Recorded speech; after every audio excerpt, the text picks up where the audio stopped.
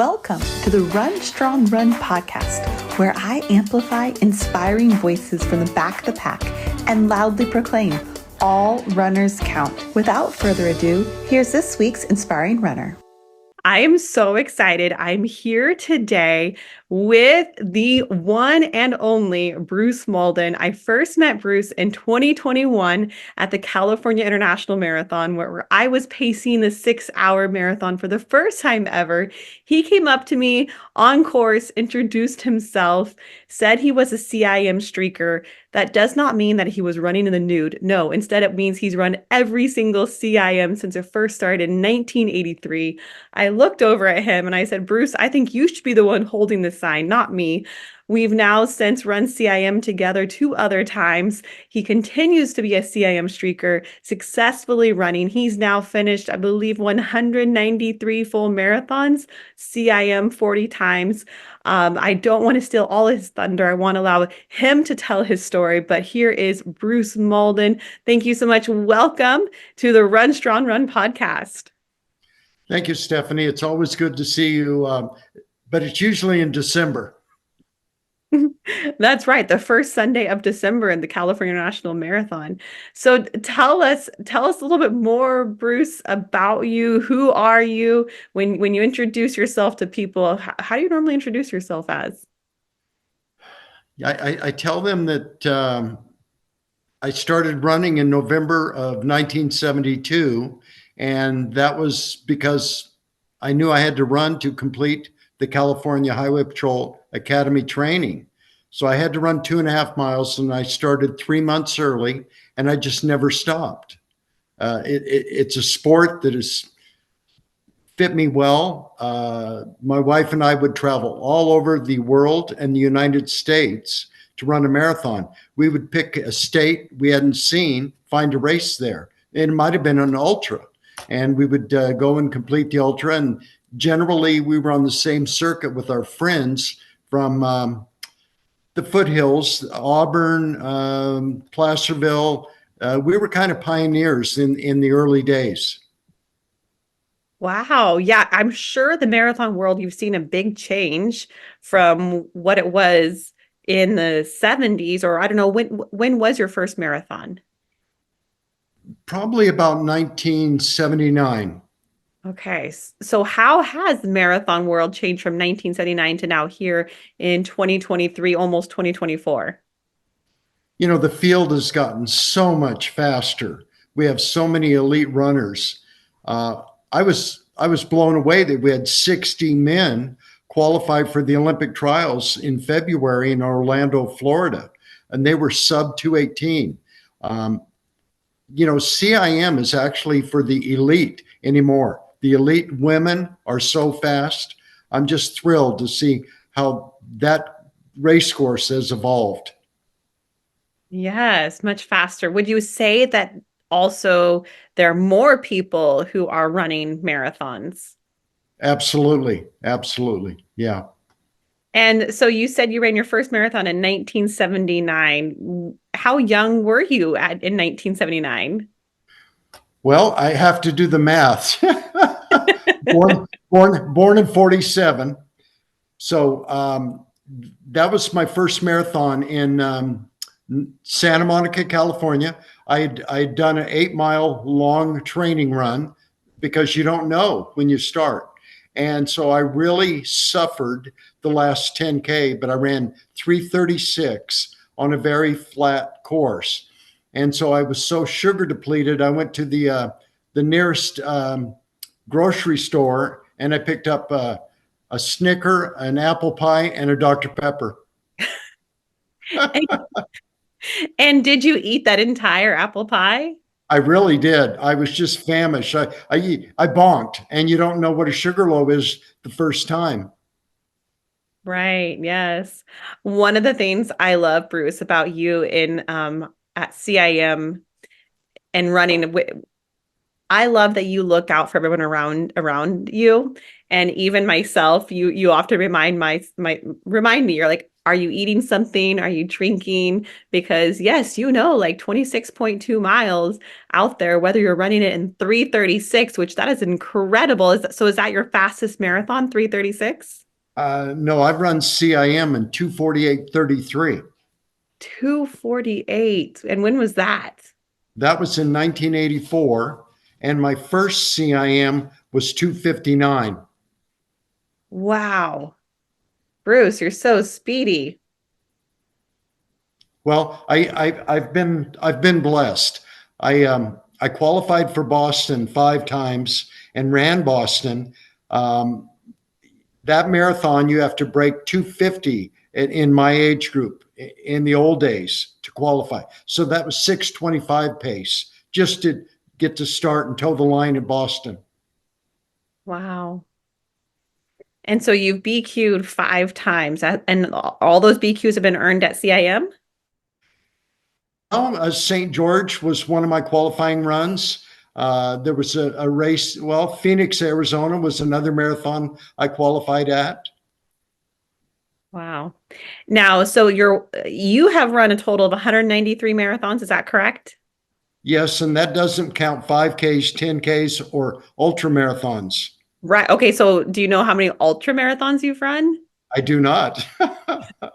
If I had to guess, I've probably run 16 100-mile races. Wow. Wow. When was your last 100-mile race? That was in Bear Lake, Idaho, and that would have been 2000. Wow. See, the more and more I learn about you, the more that you are just such an inspiration to me. I mean, seriously, I feel like such a baby runner and a baby marathoner compared to all of these accomplishments of yours. So have you earned that 50 state title? Have you run a marathon in all 50 states? No, that's the Marathon Maniacs, and I have not participated in their runs. Okay. Okay. Because you said you and your wife would travel and run now. So has your wife also run multiple marathons? Oh yeah, she's probably 165 marathons and as many 100 milers as I have. Wow. That is so incredible. What has been your favorite marathon and why? I absolutely loved Boston because it's a downhill course. You've got Heartbreak Hill at about 20 or 21, but that's certainly runnable. I absolutely love St. George because that drops 2,500 feet. You have an uphill at mile 8, you run up a volcano, and then you run up another hill at 18. But it's a very fast course. Wow. And so I know you said you ran 2:48:33 at 1984 CIM. Now, is that your fastest marathon? No, St. George, Utah, probably 1982. I ran 2:46:32. Wow. That's just so crazy. What keeps you going? Because like you just ran CIM and it was your 40th CIM, right? Because you've ran every single one since 1983. What keeps you going and running marathons? I have the ability to do it, and so I need to get out the door. Um, I've just been blessed, so I can't stop. Plus, I enjoy it. This for some people who aren't runners, who aren't marathoners, or someone who wants to run their very first marathon, when they hear you say, I can't stop, like I enjoy it. What is it about marathons that you enjoy so much? Well, certainly the runner's high is there, and the people and the courses. My wife and I ran a marathon in New Zealand, um, January 1st, 2000, the millennium. The first flight to hit the continent was in New Zealand. So a group out of Boston put this trip and this race together. So we're running in New Zealand and everybody is in their house robes. The lawns are manicured and you're hearing, well done, well done. Hmm. Yeah. Wow, I can't imagine I'm just imagining running in New Zealand and all of these adventures you've been on. I mean, I love to travel myself. So you ran in New Zealand a marathon. What other like countries have you run marathons in? We ran the London Marathon. We ran a marathon in Mallorca, Spain, and that was my first European marathon. And every kilometer is marked. So you've Mhm. got 42 kilometers, and there are no mile markers. So I'm looking at my watch, and I couldn't do splits. I couldn't figure 6/10 of a mile. Um, we we certainly have run all over the U.S. And some of the greatest races are the Vermont 100-mile race, the Wasatch Front 100-mile race in Salt Lake City, the Leadville, Colorado 100-miler. We did a 100-miler in Arkansas, and there are just some wonderful race directors, wonderful events, beautiful courses. Yeah, I love that. I love too what you said about it's one of the things that keeps you going and that what you love so much is the people. And that's absolutely what I believe too is when you get into the running community, I think by and large, the running community is a very inviting, welcoming place and where everyone is welcome. And someone like yourself, I just so appreciate because you have run a 2:46 marathon and you're now running a 6 hour marathon. Um, how has that kind of changed for you to go from a 6 minute per mile pace to a 13:44 per mile pace? Has it changed your perspective on runners or the sport of running or marathons? You know, that's a great question, Stephanie. And you can run fast until you're 50. So I was able to run, a 10K at a 5:35 pace at age 50. But then you start slowing down. And it's for me, it was just accepting it, still participating. I get a bib number and a shirt. I get to see a new course maybe. And it's all about finishing. It's just setting out, and runners don't say I'm going to try and run. They say I'm going to run. It's Mm, very positive from the get-go. mhm. So it's just mental to finish and enjoy the people. Yes, absolutely. Yeah, I mean, they say that running a marathon is 80% mental, 20% physical. And so I know for myself, like pacing, have you ever paced a marathon before, Bruce? I've paced friends. I've paced a lot of friends. So there would only be two of us. Okay. Because I'm sure you know that even just when pacing friends, a part of you being there is also that mental support, like cheering on the friend, like because you can get into your head often when running in especially longer distances. And sometimes you need that external person to kind of help get you out of your head. Have you had those experiences in pacing friends? You bet. It your focus is on their eating and drinking, their pace, how they're feeling. So you shift gears, and you don't have to think about yourself. It's just the goal is to get a first time person through, especially if it's a good friend. I remember pacing one of my bosses, and that paid big dividends later on. Yeah, I'm sure. He's probably eternally grateful to you. They never forget. Um, so you are retired from the California Highway Patrol, is that correct? Yes. And So having said that, I don't need to work, so I retired 17 years, and I saw an opportunity to get back to the county I live in. So I'm now a deputy judicial marshal in the local courthouse, and that mission is protecting judges and staff. Well, I love that.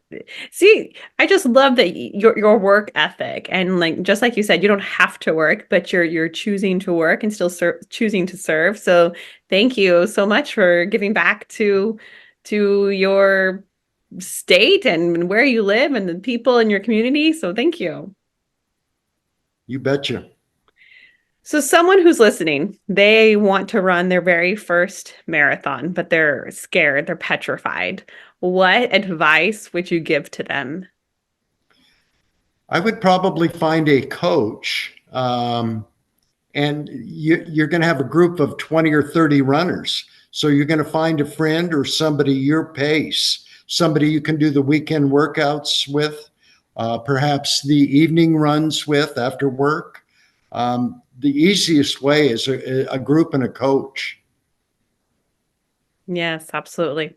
So when you ran your fastest marathon in 2:46, did you have a coach at that time? No, I had to stop and think, but no. You know, and later on, I did have a great coach. His name was Jim O'Brien. He was an ultra marathoner, and he would push us hard on the track, but we all had results. And so I think that's a great question too. Maybe someone's listening and they want to get faster. So how did you improve your speed? How did you get faster? The answer has always been intervals. So you know, it's generally 200 meters, half a lap, or one lap, 400 meters.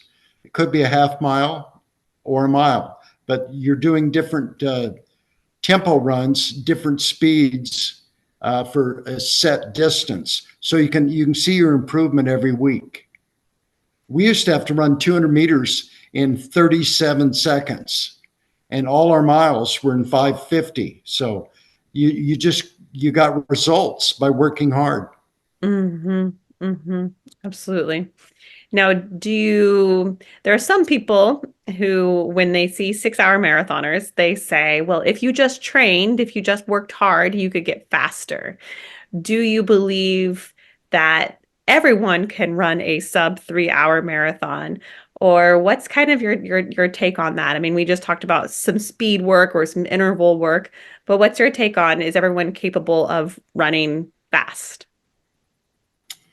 You know, it's what God gave you. You know, so each person's going to be different, but you certainly got to have a good running shoe. Ideally, you would need to be in pretty good form. If you're an ultra marathoner, you're kind of a shuffler. You know, you'll see athletes running on their toes, and that's you know, somebody that's really built for speed. So we're all different, but listen to your body. If you're running so fast you can't carry on a conversation, then you're running too fast. Mm-hmm. Mm-hmm. Yeah. So again, going back, because I just love this history and your story, Bruce. What first got you into running marathons? Like what got you that first starting line? You know, I think it was one of the CHP officers I worked with, Bob and his 5 or 6 other gentlemen his age, uh, were out running 20 miles every Saturday in the San Gabriel Mountains. And that late, we actually ran with Ken Hamada, the race director. And Ken became the race director later on, not at the time, but later on, of the Angeles Crest 100-mile race, which goes from Wrightwood to Pasadena. But we were doing 20 miles every Saturday. And it was just a matter of these people taking me under their wing and showing me what to eat and drink, when to walk on the uphills, and everybody shared training tips. It was a wonderful environment. And so then you heard of a marathon and you're like, I'm gonna do this. Well, I was doing. You know, I love to run, and I was living on the beach in Southern California, so it was a great running community, and it was so natural just to go into the marathoning, or certainly attempt it. Yeah. And so we know you're a CIM streaker, which means you've run every CIM since 1983. Are you a streaker for any other marathons? No, I'm not, Steph. And so is CIM the marathon that you've run the most out of all marathons you've run? Yes, it is. And what keeps you coming back for CIM? Well, there's three of us left for next year. There were five finishers in 2022, five finishers in 2023.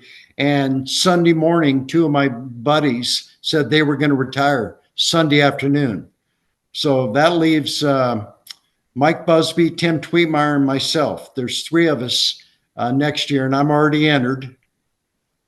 Awesome. And so you have a title to uphold. So it sounds like that's what's keeping you coming back right now. I'm not sure.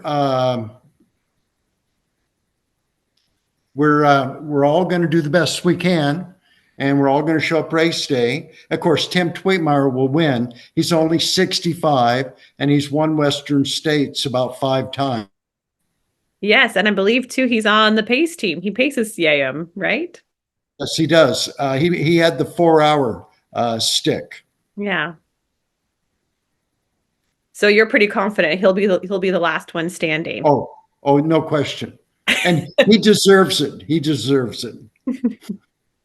So what's next for you, Bruce? I know you talked about someone in your family was running either a 50K or something like that, and you were going to pace them.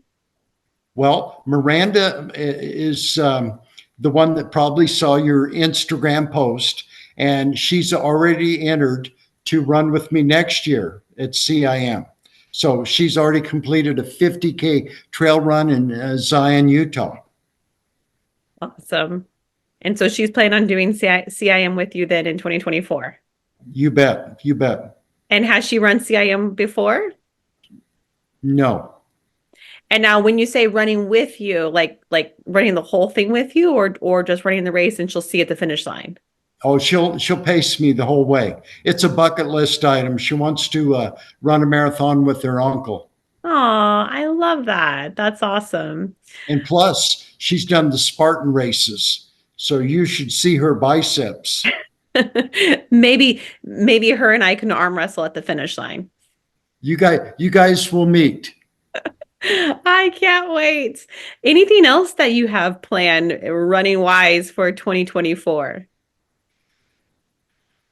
Just the local races here. I ran 12 half marathons in 2022 and 12 halves this year in 2023.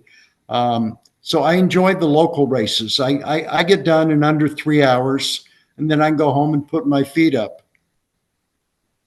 Absolutely. So you're thinking CIM 2024 might be your one and only marathon for the year? Oh, you bet. Yeah. I love it. So there's going to be no stopping you, right? You said you love it so much and you just got to keep going. So you don't see an end in sight. Is that right? You're just going to keep going until you can go no more? Exactly. I'm injury free now, so I've got no excuse. Mm-hmm. And how about your wife? Is she still going at it too? She's walking. She's in retirement.